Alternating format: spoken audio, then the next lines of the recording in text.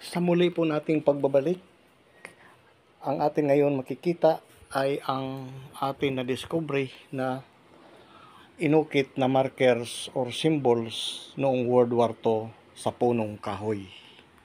Bago tayo magpapatuloy, shoutout po sa nag-subscribe sa ating channel at sa mga manonood at nagsusuporta, marami po salamat. Ang atin po ngayon makikita ay itong World War II Century 3 nga may nakaukit nga ang tawag dito ay teardrops markers, kung saan ito ay inukit possible nila na palatandaan na may sikreto sa isang lugar, na kung bibigyan natin ito ng analyze sa ating pagka-discover nito ay ito ay tubig ang tinutukoy. Ang ibig po sabihin sa wala po ito sa libro o mayroon man ay ito ang real na markers na tubig, source of water ang pinapahiwatig nito na markers na nakaukit po sa punong kahoy. Ang ibig po sabihin, hanapin ang tubig or pools or swimming pool or mga dating liguan o mga rivers na sa teardrops na markers, kung makikita natin sa mga saan man nagpakaukit, ay ito ay ang tinutukoy ay tubig.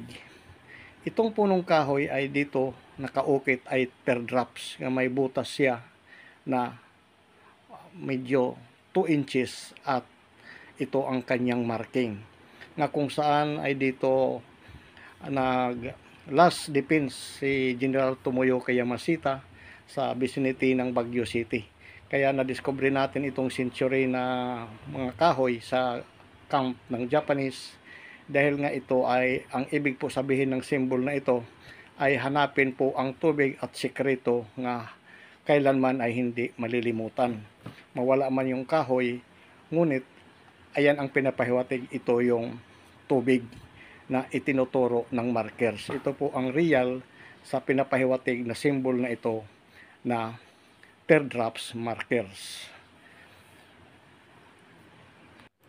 Itong lugar kung saan ay mayroon itong sikreto na inukit o sa mga tubig or sa ilalim or under na pinapahiwatig. At marami po salamat sa atin ngayon na discovery at sa panonood, at sa susunod naman muli na atin matatagpuan sa atin mahabang paglalakbay. At huwag po makalimot mag-subscribe. At tinawag natin itong ang huling patak, treasure marker ni General Tomoyoki Yamashita.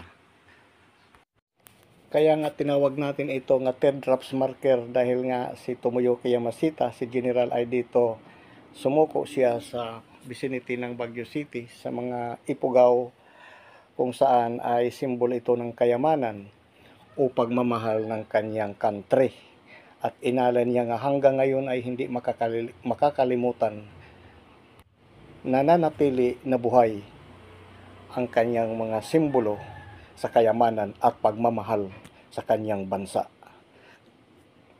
At sa muli nating pagbabalik at sa mahabang pananaliksik at paglalakbay na ating matatagpuan at madidiscovery, at maraming salamat po sa panonood and God bless.